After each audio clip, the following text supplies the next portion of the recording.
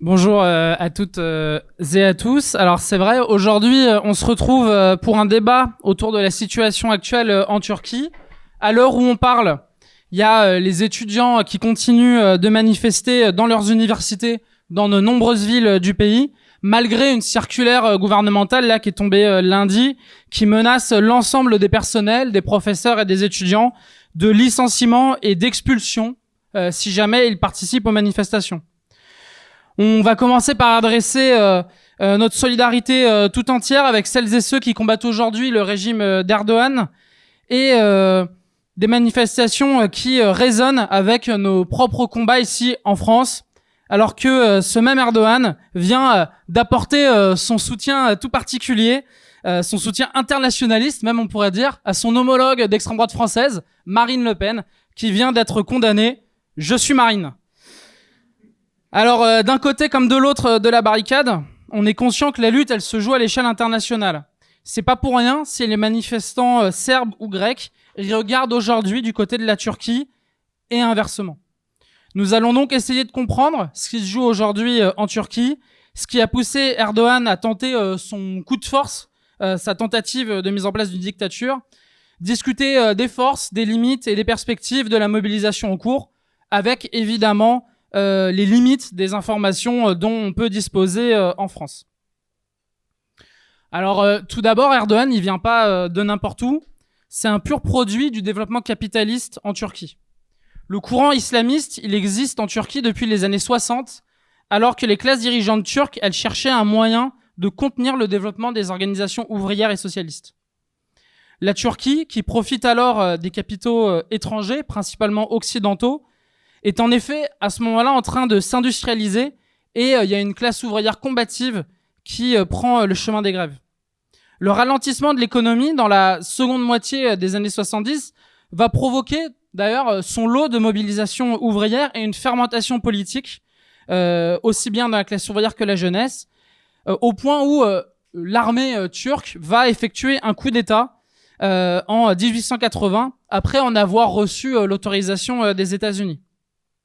L'armée, à ce moment-là, elle va pas faire que réprimer violemment la classe ouvrière, elle va aussi arbitrer les conflits qui existaient à cette époque entre les capitalistes et réorganiser davantage la Turquie en l'ouvrant encore aux capitaux occidentaux. Elle va procéder à de nombreuses privatisations, distribuer les marchés publics aux entreprises privées. Évidemment, l'armée elle-même va mettre la main sur une partie de l'industrie. Cette situation, vous vous en doutez, elle va avoir des conséquences. Le vide créé par la répression de ces organisations ouvrières et socialistes, alors qu'il y a de profonds mouvements de grève qui continuent encore de se développer, ça va permettre aux militants islamistes de postuler la direction de ces masses pauvres des centres urbains à l'aide de différents réseaux de charité, écoles coraniques, d'une prise en main de nombreuses municipalités. Ils arrivent à remporter la plupart des mairies, et par aussi une critique de l'Occident. Ce courant politique, il va chercher à développer le capitalisme turc sur une base culturelle et religieuse. Alors pas le nationalisme séculaire et laïque du kémalisme. Ils mettent plutôt en avant l'identité musulmane et la nécessité pour la Turquie de se développer comme avait pu le faire dans l'image l'Empire ottoman, donc en s'adressant plutôt à la Oumma musulmane, en essayant par exemple de tracer des liens avec Kadhafi et l'Iran pour contrebalancer l'impérialisme occidental. Les mosquées islamiques, elles organisent le boycott des produits liés aux occidentaux et au pouvoir kémaliste. Elles vont collecter de l'argent utilisé comme capital auprès des fidèles. L'émergence de l'islam politique, notamment à partir le RP, donc le parti du bien-être, ce qui est déjà tout un programme, va menacer l'hégémonie des nationalistes qui étaient au pouvoir jusque-là, à savoir les kémalistes. En 1991, les islamistes du parti du bien-être, ils vont réaliser près de 20% des voix, 19,1%, et ils vont accéder pour la première fois au pouvoir au sein d'une coalition gouvernementale. Petit à petit, les cercles kémalistes, ils vont chercher à freiner l'établissement des islamistes au sein de l'appareil d'État. L'armée elle-même, en 97, elle va à nouveau intervenir, et c'est quelque chose qui est assez fréquent en Turquie, cette armée qui intervient pour arbitrer les conflits entre capitalistes, mais aussi et surtout pour écraser la classe ouvrière. Cette fois-ci, elle intervient pour demander au gouvernement d'interdire et de punir les partis islamistes les plus radicaux, de mettre fin à leur communauté, de surveiller leurs capitaux, de renforcer l'interdiction des vêtements religieux dans la fonction publique, notamment le voile, et d'expulser les islamistes de l'appareil d'État. C'est dans ce contexte de lutte de pouvoir entre ces deux fractions concurrentes de la bourgeoisie, mais qui restent alliées pour écraser la classe ouvrière, qu'Erdogan, maire à cette époque d'Istanbul, il est arrêté en décembre 97 pour avoir récité un poème islamique. Donc peut-être que vous l'avez déjà entendu, mais je vais quand même vous le citer. « Les minarets sont nos baïonnettes, les coupoles nos casques, les mosquées sont nos casernes, les croyants nos soldats, cette armée divine garde ma religion. » Alors, comme vous pouvez l'imaginer, ce poème étant lui-même lui aussi tout un programme, l'islamisme modéré dont on nous parle pour Erdogan était déjà bien contenu dans ce qu'il pouvait raconter. Mais il ne faut pas croire que les kémalistes à cette époque, qui encore aujourd'hui, à travers notamment le Parti républicain du peuple, donc le CHP, mettent en avant la nécessité d'un État laïque et séculaire, ils vont arrêter et enfermer Erdogan pour 10 mois de prison pour ce poème et pour ses idées islamistes. Pas du tout. En fait, ils veulent pas défendre ce genre d'État coûte que coûte. C'est pas juste un conflit idéologique. Eux-mêmes, ils ont été capables d'utiliser la religion dans les années 70, 80, 90 pour essayer d'isoler et d'obscurcir la conscience de la classe ouvrière. Là, il s'agit surtout pour eux de défendre leurs propres intérêts matériels. Le parti du bien-être, dont est membre Erdogan, il va être dissous et il va se reformer. Il va être remplacé par l'AKP, donc le parti de la justice et du développement, qui va être dirigé par Erdogan, qui fait alors office, en tout cas dans la presse occidentale, d'islamiste modéré. Modéré, bon, c'est vite dit, encore une fois. Il y a non seulement le poème qu'il a pu lire et qui lui a valu la prison, mais il y a aussi le fait qu'il va gracier, par exemple, les auteurs du pogrom de Sivas, qui avait causé alors la mort de 37 Aléouis, qui avaient été, en 93, en fait, qui avaient été enfermés dans un bâtiment auquel des islamistes avaient mis le feu pour les assassiner. Mais effectivement, Erdogan, s'il a cette image d'islamisme modéré à l'époque, c'est pas totalement pour rien. Il va un peu trancher avec ses anciens camarades du parti du bien-être. Et en fait, il va construire son parti et sa conquête du pouvoir en s'inspirant des chrétiens démocrates en Allemagne.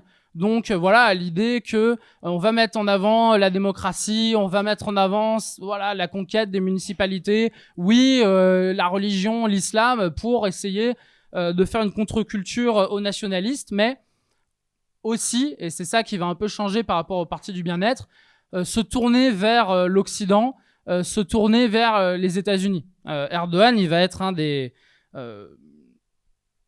porte-voix pour notamment l'adhésion de la Turquie à l'Union européenne. Il va aussi, pendant qu'il est maire d'Istanbul, moderniser la ville. Il va entreprendre de nombreux chantiers et il va, comme j'ai dit, faire le tour des États-Unis pour un peu montrer patte blanche à l'impérialisme dominant, pour essayer de convaincre les États-Unis que sa Turquie à lui, ça peut être un allié de poids pour les États-Unis dans la région et que ça peut être un endroit où placer ses capitaux, une plaque tournante des exportations. Les islamistes, ils se disent démocrates, et ils mettent en avant la nécessité alors de réformes démocratiques, non pas par amour de la démocratie, puisqu'on l'a vu, les islamistes à l'époque, ils ont commis aussi un certain nombre d'attentats contre des minorités culturelles, nationales ou religieuses, mais ils vont aussi, ils mettent en avant ces idées-là pour eux-mêmes pouvoir attraper et obtenir des places dans l'appareil d'État. L'appel à la démocratie, c'est surtout vu comme un moyen pour dégager l'influence de l'armée de l'appareil d'État et en fait dégager l'influence des courants nationalistes laïques, donc les kémalistes, au nom de versets dans le Coran mettant en avant les vertus, par exemple, de la compétition économique. Alors évidemment, ces islamistes démocrates, ils vont pas le rester bien longtemps. Il y a des désaccords politiques qui apparaissent assez rapidement entre eux, notamment un désaccord entre Erdogan et on pourra dire son bras droit de l'époque, qui s'appelle Gülen, qui avait des désaccords politiques sur la manière de régler les choses. Chacun essayait de placer ses propres pions au sein de l'appareil d'État, jusqu'au moment où, quand il y a deux fractions dans l'appareil d'État qui s'opposent, ça part au clash. Et effectivement, c'est ce qui va se passer plus tard, mais outre ces querelles intestines au clan islamiste, Erdogan il va rester au pouvoir en faisant majoritairement usage de la répression. En 2013, il y a le printemps turc, donc qui suit de 2 ans dès les printemps arabes, des énormes mobilisations de la classe ouvrière et de la jeunesse autour d'un projet immobilier. Donc à ce moment-là, l'AKP veut raser un parc qui se trouve à Istanbul pour y construire un centre immobilier. Pour y construire un centre commercial. Alors ça, en tant que tel, c'est pas forcément l'attaque la plus importante qui avait pu être faite contre la classe ouvrière à ce moment-là, mais ça agit un petit peu comme une goutte d'eau de toutes les politiques antisociales, toutes ces privatisations qui avaient été mises déjà en avant dès les années 80, mais qui ont continué, qui se sont accélérées avec le pouvoir islamiste et l'AKP au pouvoir. Sachant que Erdogan, il est au pouvoir depuis 2002, il a eu le temps de mettre en avant un certain nombre de politiques. Parce que il y a eu la crise économique en 2008, tout le modèle sur lequel s'était construit un petit peu le développement économique de la Turquie à ce moment-là s'effondre avec le tarissement des capitaux étrangers. Il y a une inflation galopante qui se met en place, un chômage chronique qui s'installe. Et dans la suite des manifestations de Gezi, on a toute une série de grèves ouvrières qui vont elles aussi se développer, dans lesquelles d'ailleurs la classe ouvrière va parfois faire grève en passant par-dessus la tête de ces organisations syndicales. Mais bon, la mobilisation, elle échoue, et dans la foulée de cette mobilisation, les désaccords entre les différentes fractions islamistes au pouvoir amènent à une confrontation, notamment en 2016, il y a une tentative de coup d'État de la part de l'armée pour essayer de dégager Erdogan. Alors, sans rentrer dans les détails de cette tentative de coup d'État, il va échouer, et Erdogan, il va en profiter pour dégager de l'appareil d'État tous ceux qui lui font à ce moment-là, enfin qui pourraient lui faire de l'ombre ou qui sont opposés à sa politique, donc y compris ses anciens alliés islamistes de Gülen. Il va en profiter pour dégager ce qui restait d'officiers kémalistes, de membres de l'état-major qui étaient plutôt nationalistes. Et il va évidemment pas s'arrêter là, parce que quand on commence à réprimer, autant aller jusqu'au bout, surtout quand 3 ans plus tôt, on a eu des mobilisations extrêmement importantes. Donc il va s'attaquer à toutes les organisations socialistes, à toutes les organisations kurdes. Donc il y a une vague de répression qui s'installe sur la Turquie, avec des accusations en contre-terrorisme, des arrestations, etc., etc., etc., qui jusqu'à présent n'ont pas pris fin. Mais s'installer au pouvoir sur la base de la répression, ça fonctionne un petit peu, mais ça n'empêche pas la population de continuer de nourrir une colère de plus en plus profonde contre le régime. Et de fait, il va y avoir un certain nombre de défaites électorales qui vont toucher l'AKP. Petit à petit, la principale opposition qui va se développer, c'est du coup le CHP, le Parti républicain du peuple, qui se réclame de Mustafa Kemal, qui, en étant eux-mêmes des nationalistes, etc., réussissent à apparaître comme la principale opposition et ravissent à Erdogan et à l'AKP les principaux poumons économiques du pays. C'est-à-dire que là, par exemple, aujourd'hui, près de 80%, on va dire, du PIB turc est concentré dans des villes qui ne sont pas contrôlées par l'AKP, mais qui sont contrôlées par le CHP. notamment Istanbul et Ankara, qui sont les 2 principales villes de Turquie. Ça a évidemment des conséquences. Erdogan, il assiste à un rétrécissement de sa base sociale. Il y a de moins en moins de gens qui votent pour lui et pour l'opposition. Et c'est dans ce contexte de recul qu'il va tenter son coup d'État en 2025, alors que... pourquoi 2025, pas 2024, pourquoi pas 2026 ? C'est sans doute aussi parce que en ce moment, il y a toute une séquence internationale qui lui est plutôt profitable. C'est pas pour rien si les dirigeants, notamment le principal dirigeant, le président du parti du CHP aujourd'hui, fait le tour des médias pour expliquer que Erdogan a fait son coup d'État avec l'assentiment de Trump et que Trump l'a autorisé à le faire, en disant qu'il a rencontré l'équipe de Trump la veille. C'est pas du tout pour rien. L'arrivée de Trump à la Maison-Blanche, ça répand évidemment tout un vent réactionnaire partout sur le globe qui renforce les tendances autoritaires de l'extrême droite et l'idée de se dire qu'on pourrait aller au bout, on a l'autorisation des États-Unis. Trump, d'une certaine manière, est-ce qu'il avoue pas un petit peu lui-même avoir donné son accord à Erdogan, puisque lorsqu'il a rencontré Netanyahou là, il y a quelques jours, il lui expliquait tranquillement devant les caméras que Erdogan, il le connaissait bien, qu'ils étaient amis, qu'ils pouvaient le gérer, et que si Netanyahou voulait quelque chose de la Turquie, il avait qu'à demander, et puis lui, il ferait le médiateur. Et bon. C'est pas que Trump c'est le seul allié d'Erdogan et qu'il suffit d'un homme providentiel qui appuie sur le bouton et ça y est, on peut avoir un coup d'État.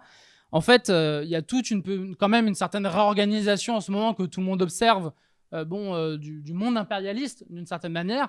Trump, par exemple, quand il dit je vais en partie me désengager de l'Europe pour aller plutôt me concentrer vers le Pacifique, je vais un petit peu me désengager du Moyen-Orient pour me concentrer vers la Chine, il pousse aussi les dirigeants européens à inviter la Turquie aux tables des négociations. Par exemple, il y a eu un sommet de la défense il n'y a pas si longtemps. La Turquie a été invitée parce que les puissances européennes, notamment Macron, s'intéressent au fait qu'il y a une forte industrie de l'armement qui se développe en Turquie, que la Turquie elle a une place stratégique au niveau du Bosphore, qu'elle est à l'intersection quand même de plusieurs continents, et qu'aujourd'hui, au Moyen-Orient, c'est une des dernières puissances militaires qui n'a pas complètement été écrasée. L'Irak, il n'y a plus rien. La Syrie, il n'y a plus rien. D'ailleurs, la Syrie continue de se faire bombarder. La rétention des migrants syriens en Turquie et de façon générale des migrants venus du Moyen-Orient, c'est aussi un service pour lequel l'Union européenne, elle paye Erdogan d'une aide financière pour l'entretien de tous ces camps. Et Erdogan, il est très content aussi de faire travailler toute cette population pour pas cher, pour écraser les conditions de vie de l'ensemble de la classe ouvrière. Donc il n'est pas question de critiquer trop fort Erdogan quand il critique les manifestants. Macron, par exemple, il n'est pas allé plus loin qu'une simple déclaration dans laquelle il appelle la Turquie à poursuivre son chemin démocratique. Alors, lequel de chemin démocratique ? Macron, il connaît bien un chemin démocratique. C'est peut-être celui que prennent les manifestants quand ils sont sur le long de la trajectoire d'un LBD. Ça, peut-être qu'il connaît, que c'est un lien qu'il peut avoir avec son collègue. Dans le cadre de sa politique de la Grande Turquie, Erdogan, il multiplie aussi les initiatives pour essayer de peser sur la Méditerranée et le Proche-Orient. Il a appuyé, par exemple, en 2011, les printemps arabes, alors pas les mobilisations de la classe ouvrière, de la jeunesse, pour leur offrir des perspectives qui permettraient de changer les choses, mais pour essayer d'avancer ses propres pions, d'avancer ses propres alliés, notamment les frères musulmans. Il est intervenu directement et militairement en Libye et en Syrie. Il a envoyé des troupes et du matériel en Azerbaïdjan contre l'Arménie. Il confronte la France et la Grèce sur la question des eaux territoriales en Méditerranée, la gestion des hydrocarbures. Et il se permet même d'aller condamner la politique génocidaire de l'État israélien. Je dis qu'il se permet parce qu'à part des paroles, il n'a pas fait grand-chose, puisqu'il continue de fournir à Israël des ressources, notamment du pétrole et du gaz. Ce déploiement régional, Erdogan, il le réalise parce que ça lui permet de répondre à plusieurs objectifs. Déjà, de détourner la colère sociale qui gronde à l'intérieur du pays pour essayer, en essayant de réaliser des victoires à l'échelle internationale. Il essaye aussi de s'affirmer comme une puissance régionale et à dominer de nouveaux marchés, notamment en essayant de construire de nouvelles routes de pipeline depuis l'Irak ou depuis la Libye. Il essaye enfin de recréer un semblant d'influence ottomane, dans un espèce de discours anti-impérialiste face aux puissances européennes et par le même biais d'essayer d'évacuer et d'isoler l'Iran. Alors bon, l'anti-impérialisme, on a de quoi en rigoler quand même, puisque la Turquie fait toujours partie de l'OTAN et il n'y a aucune raison qu'Erdogan la quitte. D'ailleurs, le CHP non plus ne le souhaite pas, il se présente même comme le parti de l'OTAN. Donc pour la bourgeoisie turque, c'est une question extrêmement importante, même si la Turquie essaye de jouer son propre rôle de puissance régionale, de profiter des opportunités pour se faire un peu plus forte qu'elle l'est, et pourquoi pas le devenir. Mais ça pose quand même un certain nombre de problèmes, y compris sans doute au sein de la bourgeoisie turque. Est-ce qu'on continue sur cette lancée? Est-ce qu'on essaie plutôt de se rapprocher des Occidentaux? Comment est-ce qu'on se positionne vis-à-vis d'Israël? Sans doute que, y compris dans les luttes aujourd'hui au sein de la bourgeoisie, ou en tout cas de ses fractions politiques, se posent tout un tas de problèmes. Mais cette politique, elle a un coût, et la note, elle est plutôt salée pour le régime. Parce qu'il y a toute une série de politiques qu'Erdogan avait promis, de protection sociale, de réorganisation de l'économie, qui ne fonctionnent absolument pas. Comme le démontrent d'ailleurs les conséquences du tremblement de terre de 2023, qui a quand même fait plus de 50 000 morts en Turquie, 50 000 morts aussi en Syrie, et qui a alimenté à raison une très forte colère sociale contre le régime. En fait, pourquoi? Parce que le régime, il a laissé construire en permanence des habitations qui n'étaient pas aux normes sismiques, et donc quand le tremblement de terre arrive, elles s'effondrent et elles emportent des milliers de vies. L'État protecteur d'Erdogan, c'est un échec évident pour les classes populaires qui subissent la montée de l'inflation. Là, les derniers chiffres, c'est plus de 40% d'inflation. L'inflation officielle, parce que d'après des économistes indépendants, c'est plutôt 90%. La jeunesse, elle est en manque d'ascension sociale. Donc, il y a plus de 7 millions d'étudiants en Turquie. Il y en a un très grand nombre qui va obtenir un diplôme ou qui en obtient. Par contre, il n'y a pas de travail. Mais il n'y a pas que les classes populaires et la jeunesse qui subissent les politiques du régime. Il y a aussi une partie de la bourgeoisie qui peut peut-être se trouver un peu lésée de voir plutôt les amis d'Erdogan profiter des contrats d'État, des monopoles que ça leur permet d'avoir, plutôt que eux qui, n'ont pas tous ces privilèges. Dans ces conditions, l'AKP, il craint de perdre les prochaines élections au profit du CHP qui cristallise l'ensemble de la contestation sociale. Donc pour éviter de perdre les élections, Erdogan, il a préféré l'attaque et il a pris les devants.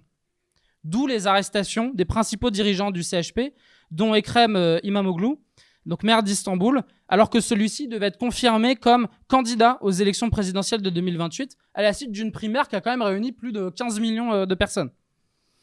On lui a même supprimé son diplôme universitaire, parce que pour être élu en Turquie, il faut un diplôme universitaire.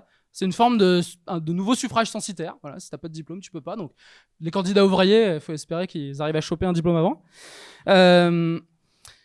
Maintenant que son principal opposant, il est évincé, Erdogan, il veut bien des élections, mais ce qu'il veut, c'est évidemment choisir son adversaire et que les partis d'opposition, ils restent dans le sentier tracé par le régime. L'annulation du diplôme d'Imamoglu, en plus d'être une mesure complètement antidémocratique et autoritaire, elle constitue aussi un symbole. Le maire d'Istanbul, il avait eu son diplôme dans une université turque de Chypre avant les vagues de privatisation. C'était souvent la seule voie pour une partie de la petite bourgeoisie d'obtenir un diplôme et donc une potentielle ascension sociale et économique. Bon, bah là, il met fin à tout ça et c'est aussi un message envoyé à toute la population. Et on imagine bien les étudiants de se dire qu'ils peuvent avoir un diplôme, mais que s'ils sont pas d'accord avec le régime, ils peuvent perdre leur diplôme. Ça doit expliquer pourquoi ils sont sortis assez vite dans la rue quand même. L'annonce de Scout Force, ça a mis énormément d'étudiants dans la rue dès le premier jour, et c'est par leur détermination qu'ils ont forcé le CHP à sortir lui aussi dans la rue. Principalement parce que celui-ci, il souhaite canaliser, on va le voir, les manifestations. Est-ce que Erdogan, il s'attendait à une telle réaction?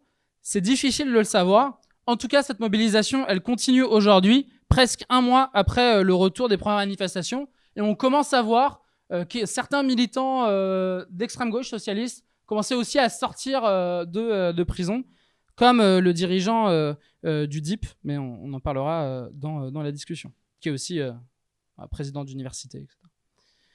Bon, alors qu'est-ce que c'est le CHP? Qu'est-ce que c'est que cette opposition, le Parti républicain du peuple? Dans la presse française, on nous le présente comme un parti social-démocrate, de centre-gauche. Il en est rien, faut pas que nous on ait cette image en tête. C'est un des principaux partis de la bourgeoisie turque. Là où il est au pouvoir, le CHP, il accompagne toutes les politiques antisociales mises en place par le régime. Son respect pour l'ordre bourgeois l'amène à essayer de canaliser aujourd'hui les mobilisations vers des solutions institutionnelles, notamment la perspective d'élections présidentielles anticipées. Alors que les manifestants ils s'affrontent à la police tous les soirs, le CHP, lui, il cherche à espacer les manifestations. Donc là, ce qu'il dit par exemple aujourd'hui, c'est on va manifester une fois par semaine à Istanbul le mercredi soir et on fera une autre ville à un autre moment de la semaine. Alors que les manifestations, quand elles ont commencé, c'était dans toutes les villes, y compris dans les bastions de l'AKP. Aujourd'hui, il milite pour des présidentielles anticipées, comme s'il était possible de gagner des élections quand la moitié de ton parti est en prison, que la population subit les violences policières, mais ils ont peut-être un plan, ou qu'on pouvait mettre fin à un régime qui est prêt à aller jusqu'à un coup d'État simplement en mettant un bulletin dans l'urne. Le CHP, il n'est pas stupide. Ils se disent pas sans doute qu'ils vont gagner comme ça. Ce qu'il veut, c'est surtout montrer patte blanche auprès de la bourgeoisie turque. Il refuse d'entamer un combat dans la rue parce que, d'ailleurs, comme l'AKP, il craint qu'une éruption des masses sur la scène politique, elle entraîne un effondrement de l'État turc et donc potentiellement du capitalisme en Turquie. Plutôt se sacrifier que de mettre en danger les intérêts de la bourgeoisie. Et ça, c'est pas étonnant pour un parti qui est héritier du kémalisme.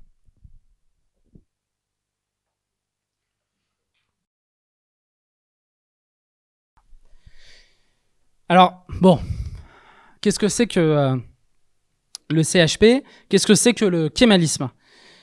En fait, le kémalisme, c'est un courant politique qui s'identifie aux aspirations de la bourgeoisie turque à la sortie de la Première Guerre mondiale. Donc on remonte un petit peu loin. L'Empire ottoman, à ce moment-là, il est dépecé par les puissances impérialistes victorieuses, donc la France, l'Angleterre. L'actuelle Turquie, elle est alors occupée par les troupes grecques et anglaises. Mustafa Kemal et les jeunes officiers turcs, ils prennent la tête de la lutte nationale et réussissent à repousser les troupes impérialistes. Ils vont construire un appareil d'État qui effectue toute une série de réformes, de modernisation de la Turquie.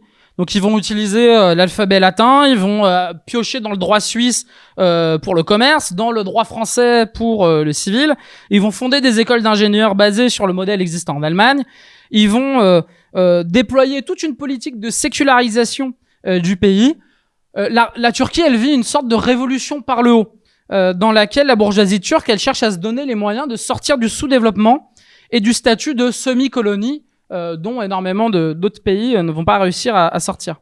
En fait, ils essaient de faire un petit peu comme avait pu faire le Japon quelques décennies précédemment. Ces développements, ils échappent pas, et ils sont assez impressionnants, enfin, ils échappent pas à l'international communiste et aux jeunes États soviétiques qui cherchent dans la Turquie kémaliste un allié contre les puissances impérialistes.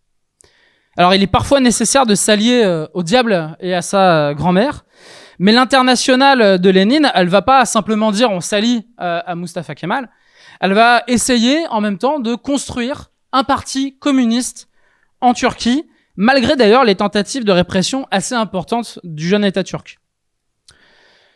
Celui-ci, et c'est pour ça que les communistes le combattent, c'est un État qui sort de la guerre mondiale, mais qui a un appareil d'État bourgeois, c'est-à-dire garant de l'exploitation, et ça n'a pas changé aujourd'hui. Le corps des officiers qu'on constitue le noyau, il s'est formé dans un nationalisme exacerbé et meurtrier. Il a les mains tachées de sang de sa participation au génocide arménien pendant la guerre et cherche ensuite à mettre au pas les différentes minorités qui existent sur l'ensemble du territoire, qu'ils soient kurdes, arméniens, grecs, les Grecs sont déportés du pays, ou alévis. Le 1er novembre 1922, quelques semaines après après sa victoire militaire, réalisée d'ailleurs grâce à la participation des différents peuples de Turquie, comme les Kurdes, Mustafa Kemal, il proclame « L'État qui vient d'être fondé est un État turc ». Celui-ci se construit sur une répression violente des minorités, dans l'espoir de les assimiler, voire de les effacer. Un tel héritage, il pèse évidemment sur les mobilisations actuelles. Face à l'obscurantisme religieux sur lequel s'appuie Erdogan, il y a de nombreux manifestants qui trouvent dans le kémalisme une sorte de contrepoids démocratique, contrepoids laïque, séculier, qui reste d'ailleurs très acceptable pour la bourgeoisie, puisque c'est le parti de la bourgeoisie turque. Mais derrière ce nationalisme kémaliste, même sous sa forme progressiste, on pourrait dire, ça reste un nationalisme. Un frein à la prise de conscience des intérêts de classe du prolétariat à formuler une politique pour l'ensemble des exploités et des opprimés. Qui pourra imaginer que les Kurdes, qui constituent un quart de la population de Turquie, puissent manifester tranquillement, manifestation avec celles et ceux qui chantent « Nous sommes les soldats d'Atatürk », donc de Mustafa Kemal. Les discours nationalistes turcs, ils participent à éloigner les travailleurs kurdes, arméniens ou autres, des manifestations, et Erdogan, il s'appuie d'ailleurs sur cette faiblesse du mouvement pour essayer de diviser les travailleurs entre eux. Ainsi, celui-ci, il a beau jeu de dénoncer les propos du maire CHP d'Ankara, qui est un ex-ultranationalisme, qu'il est sans doute encore un peu, qui du coup, en pleine manifestation sur les places où il y a tous les grands discours à Istanbul, il dénonce un prétendu 2 poids 2 mesures contre, voilà, 2 poids 2 mesures en disant, regardez, lorsqu'il y a les manifestations kurdes, là, les fêtes religieuses, on voit des policiers leur donner des bonbons, alors que à Istanbul, à Ankara, ils nous envoient la police pour matraquer les jeunes. C'est ça aujourd'hui qui peut être dit, y compris par des dirigeants du CHP, et sur lequel Erdogan appuie pour essayer de diviser la population en disant moi, je suis celui qui va défendre la paix, je suis pas un ultranationaliste, etc. Alors que lui-même est allié aux loups gris, c'est-à-dire aux ultranationalistes, eux aussi, fascistes, qui en France, par exemple, continuent d'attaquer des militants kurdes. C'est arrivé d'ailleurs il y a pas si longtemps à Paris. Donc ça nécessite un petit peu, mais très rapidement, de parler de cette question du problème kurde en Turquie, qui se restreint pas du tout à la Turquie, mais qui pèse énormément dans la mobilisation. Les Kurdes, ils constituent encore aujourd'hui un peuple sans État. Il y en a plus de 40 millions qui vivent en Turquie, en Irak, en Syrie et en Iran, et en fait, près de la moitié vivent en Turquie.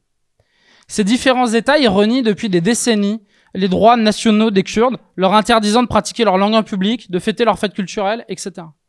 L'histoire du peuple kurde est faite de compromis ponctuels avec les régimes en place, quand ceux-ci ont besoin d'eux, alors régime en place ou les grandes puissances impérialistes, ensuite par la trahison de ces accords et des répressions très féroces. La dernière en date, c'est l'utilisation du parti frère du PKK, donc le parti des travailleurs kurdes. Donc son parti frère en Syrie, c'est le PYD, par l'impérialisme américain dans sa lutte contre Daesh pendant la guerre civile syrienne. Les États-Unis, ils ont beau avoir apporté un soutien logistique à ce moment-là aux forces démocratiques syriennes, donc on va dire les forces organisées kurdes, pour ensuite les laisser complètement tomber face à l'offensive turque d'Erdogan, qui s'appuie sur l'armée nationale syrienne, en fait des supplétifs de ses propres troupes, une fois la menace djihadiste fortement diminuée. Encore aujourd'hui, la survie du Rojava, face à un nouveau gouvernement syrien lié à la Turquie, elle dépend du bon vouloir de Trump, qui évalue la nécessité d'apporter son soutien ou non à l'enclave turque au nord-est syrien. Et la politique d'Erdogan, dans cette région, elle a une motivation essentielle, celle d'éviter une autonomie des Kurdes de Syrie qui renforcerait les revendications et les aspirations de ceux de Turquie. D'où la guerre qu'Erdogan mène en ce moment même au nord de la Syrie.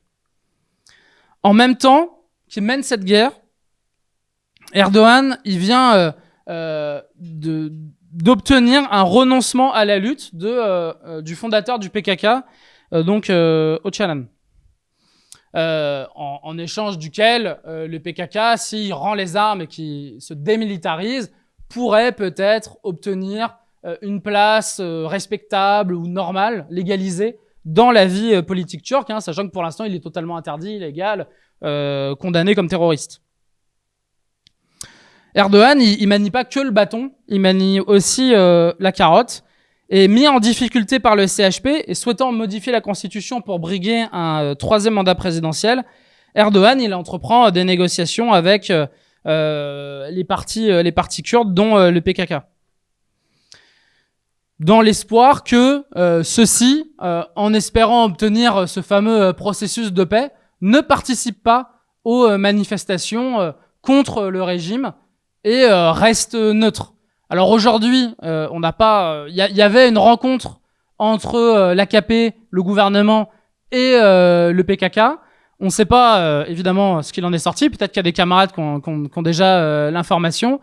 Mais c'est évidemment, ce serait, enfin, si ces organisations restaient en dehors de la lutte, ça participerait encore à la division, puisque les jeunes travailleurs turcs pourraient se dire, les Kurdes ne participent pas avec nous, tandis que les Kurdes auraient d'ailleurs toutes les bonnes raisons de dire, mais vous, qu'avez-vous fait quand tous les maires que nous avions élus au Kurdistan turc ont été arrêtés et que l'État est arrivé pour placer nos villes sous tutelle militaire, qu'on continue de les bombarder, qu'on continue d'être arrêtés, et que un de nos principaux dirigeants est en prison quand même depuis 25 ans. Mais évidemment, ce processus de paix n'en est pas un, puisque dès qu'Erdogan aura réussi son coup, si jamais il le réussit, c'est-à-dire à réprimer les manifestations aujourd'hui et à rester au pouvoir, évidemment qu'il reprendra son offensive contre la population kurde.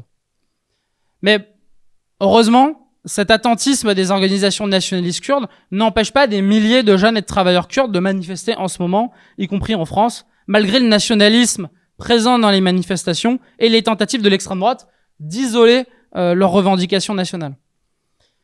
Les politiques nationalistes, aussi bien des organisations turques que kurdes, participent à désorganiser, démoraliser celles et ceux qui auraient pourtant intérêt à se battre ensemble.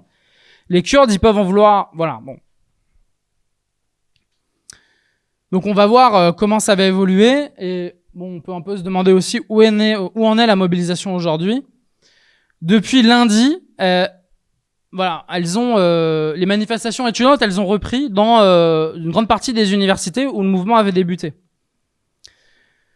Dans les universités, on observe pas seulement le fait de se battre avec la police, de forcer des barrages, même si c'est quelque chose d'assez impressionnant, mais il y a aussi dans de nombreuses universités, même si c'est compliqué pour nous de savoir, des forums qui se mettent en place. Alors des forums, c'est pas juste des espaces de discussion, mais des espaces d'organisation.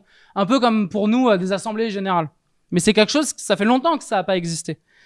Pareil, il y a des phénomènes d'occupation d'universités. Ça aussi, c'est des choses qui n'avaient pas existé depuis très longtemps en Turquie. On a même entendu parler de la mise en place, mais ça, s'il y a des camarades qui ont plus d'informations, parce que nous on en a très peu, d'une forme de coordination nationale étudiante qui réunirait plus d'une quinzaine de campus universitaires. Alors on ne sait pas si c'est totalement le cas, on ne sait pas non plus ce qu'elle porte, mais par contre c'est vrai que ce type d'organisation que nous on a cher au cœur en France, on pense évidemment que ce serait aussi quelque chose potentiellement à faire. Bon, il y a des centaines, des milliers d'étudiants qui se réunissent pour organiser le boycott universitaire. Alors, boycott universitaire, ça veut pas dire on va choisir ses cours. Ça veut surtout dire sécher les cours. Donc, en fait, d'une certaine manière, faire grève. C'est bien la détermination des étudiants qui en ont marre de voir Erdogan gouverner depuis leur naissance et qui n'apprécient pas que le pouvoir puisse juste retirer un diplôme à qui il veut, qui a entraîné le CHP à sortir dans la rue. Le CHP qui le fait avec ses calculs, les étudiants ils en ont bien conscience puisqu'il y en a quand même beaucoup qui ont des doutes sur lui et sur les autres partis institutionnels, mais malgré qu'on ait des doutes, il n'est pas simple de trouver le chemin vers le dégagement et la fin du régime. D'autant plus que celui-ci manie la répression avec violence. Depuis le début des manifestations, il y a plus de 300 étudiants qui ont été arrêtés et placés en détention, dont de nombreux animateurs de ce fameux boycott universitaire et militants d'extrême gauche. En tout, plus de 3000 personnes ont été arrêtées, dont de nombreuses personnes chez elles en rentrant de manifestation ou au réveil. Le gouvernement, il est allé jusqu'à allonger la période des fêtes de fin de Ramadan de 3 à 9 jours pour bien s'assurer que les étudiants y rentrent chez eux, qu'ils restent pas sur les campus et pour évidemment les isoler. Mais ça n'a pas vraiment totalement fonctionné cette manœuvre et les manifestations continuent. Bon, quant au CHP, je vous l'ai déjà dit, il a son plan, 1 manif, 2 manifs, il les espace, il appelle pas la grève. C'est pas tellement ça son problème. Pas question non plus pour lui de mettre en avant des questions économiques contre l'inflation ou le chômage. Hein, il restreint la lutte aux questions uniquement démocratiques. Au début, je me demande s'il le fait pas encore, il appelait à la libération des prisonniers du CHP, pas tous les prisonniers. Vous voyez. Mais quand même, l'idée de s'adresser à la classe ouvrière fait un peu son bout de chemin dans la jeunesse. Puisque voilà, on a le retour, mais peut-être que des camarades pourront l'expliciter, qu'à l'université Galatasaray, il y a des étudiants quand même qui réfléchissent à intervenir dans des quartiers ouvriers. Parce que la classe ouvrière de Turquie, elle est nombreuse et puissante. Elle est concentrée dans de nombreux complexes industriels. Dans la métallurgie, l'automobile, l'exportation. On peut citer le groupe allemand Bosch ou les usines Renault de Bursa, 2 secteurs industriels qui avaient fait un fort mouvement de grève en 2013. Mais si la classe ouvrière elle est nombreuse numériquement, le mouvement ouvrier, lui, il a bien des handicaps. Des syndicats maisons corporatistes, une répression des organisations des syndicalistes combatifs. La classe ouvrière, elle est encadrée par des syndicats dont une partie d'ailleurs sont nés du plan Marshall en 1951, la Confédération des syndicats turcs, par exemple, un des principaux syndicats avait été fondé, entre guillemets, par les États-Unis et par la bourgeoisie turque pour freiner le développement des idées socialistes. Et le disque, qui peut un peu faire office de CGT là-bas, et on connaît toutes les limites de la CGT ici, il est plus faible, il est un petit peu animé par des militants d'extrême gauche, mais même lui aujourd'hui pour l'instant n'appelle pas véritablement à la grève. Quant aux organisations socialistes ou révolutionnaires, elles assument le coût de la répression depuis 2013 et surtout 2016. Si certaines organisations d'extrême gauche, elles arrivent à influencer certaines sections syndicales du disque, leur influence, il semble qu'elle ait diminué depuis la révolte de Gezi. Mais seules ces organisations marxistes, trotskistes, marxistes-léninistes, maoïstes, il y a que celles-ci qui mettent en avant la nécessité d'adresser les problèmes de la classe ouvrière, de refuser le nationalisme et d'appeler à la grève. Ce qui vaut à certains de ces dirigeants syndicaux d'extrême gauche d'être arrêtés. Certains camarades, ils racontent que cette répression, elle va un peu plus loin, que c'est assez difficile en fait aujourd'hui, juste de sortir un drapeau socialiste sous peine de se le faire arracher et puis pourquoi pas de se faire arrêter. Écrire sur un tract Erdogan dégage, c'est pas possible. Malgré le slogan résistance générale, grève générale, qui est populaire dans les universités et qu'on voit, y compris, j'imagine sur les réseaux sociaux, les pas effectués pour arriver effectivement à une grève générale, il reste flou. C'est principalement la question du boycott. Et là, cette fois-ci, pas le boycott en tant que grève, mais le boycott en tant que boycott des produits, des produits vendus par les entreprises liées au régime qui prend de la place. C'est-à-dire, on va arrêter d'acheter les produits liés à l'AKP et aux islamistes qui, eux, contre-attaquent en mobilisant leurs propres troupes pour acheter en masse leurs propres produits. Bon, malheureusement, le boycott, s'il peut déranger une partie de la bourgeoisie qui est attachée à Erdogan et arranger celles et ceux qui lui sont opposés, ça remet pas évidemment en cause son pouvoir sur l'appareil d'État. Et puis, il a les moyens d'attendre que la mobilisation et le boycott s'affaiblissent. Seule une grève générale pourrait mettre une pression suffisante sur l'ensemble de la bourgeoisie pour le dégager, mais aussi pour permettre aux manifestants et aux grévistes de poser les bases d'une autre structuration du mouvement sur les lieux de travail comme dans les universités, qui pourrait à terme, en tout cas nous c'est le plan qu'on aurait, constituer les germes d'une autre société, une société où c'est les travailleurs qui dirigent une société socialiste. Derrière Erdogan et son régime, et je vais terminer par là, c'est tout un système capitaliste dont il est question. Celles et ceux qui manifestent aujourd'hui, ils combattent évidemment la mainmise d'un homme et d'un parti au pouvoir depuis 2 décennies. Mais c'est tout le système qui s'identifie à ce régime, qui maintient la population sous la pauvreté, la violence dans les conditions de travail. Les inégalités, elles continuent de se creuser, alors que le nombre de milliardaires turcs, lui, il continue de grimper. Le CHP, il est prêt à se débarrasser d'Erdogan que pour préserver le régime d'exploitation capitaliste, dont il n'est pas du tout sûr d'ailleurs qu'il soit plus démocratique quand ceux-ci seront au pouvoir, s'il n'y a pas la pression des masses. Ce qui se joue aujourd'hui entre l'AKP et le CHP, c'est une lutte de pouvoir au sein de l'appareil d'État, dont chaque protagoniste souhaite, d'une certaine manière, ne pas faire éclater la Turquie. Il faudrait pas que les luttes entre la bourgeoisie laissent de l'espace pour que la classe ouvrière intervienne ou que les aspirations nationales, par exemple des Kurdes, se manifestent. Cette peur de l'inconnu, cette peur, y compris que peut partager la population, que les puissances impérialistes interviennent, que ça se transforme en guerre civile, qu'on se retrouve d'une certaine manière comme en Libye ou en Syrie, ça pèse sans doute sur les esprits et dans une partie des organisations d'extrême gauche. En plus, il y a aussi la peur qu'un coup d'État reprenne, parce qu'à chaque fois qu'il y a des problèmes au sein de la bourgeoisie ou que la population s'agite, l'armée, elle revient. Et pour l'instant, en tout cas à notre connaissance, on n'a pas encore vu de déclaration de l'armée, que ce soit pour dire soutien à Erdogan, que ce soit pour dire il faudra autre chose, que ce soit pour intervenir directement. La lutte contre la dictature, c'est une lutte contre l'ensemble de la bourgeoisie turque, et seule la classe ouvrière de Turquie, donc turcs, kurdes et toutes les autres minorités qui peuvent exister, est capable de mener cette lutte à bien, à condition de défendre évidemment ses intérêts et ceux de l'ensemble des exploités et les opprimés. Et Erdogan, il s'y trompe pas quand il harcèle systématiquement les organisations socialistes en Turquie. En fait, c'est elles qui portent la solution.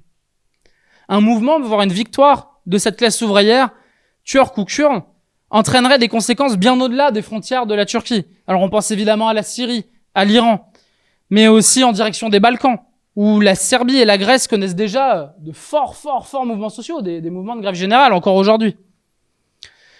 Mais on peut pas non plus oublier le poids extrêmement important des travailleurs turcs ou kurdes dans la diaspora en Europe, où ceux-ci travaillent côte à côte avec les travailleurs européens, particulièrement en Allemagne, mais aussi en France.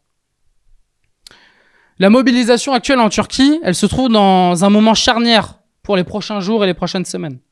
Les regards, ils se tournent déjà vers les manifestations du 1er mai qui s'annoncent massives et qui vont à nouveau contester le fait de pouvoir accéder à la place où tout s'était joué à Gezi.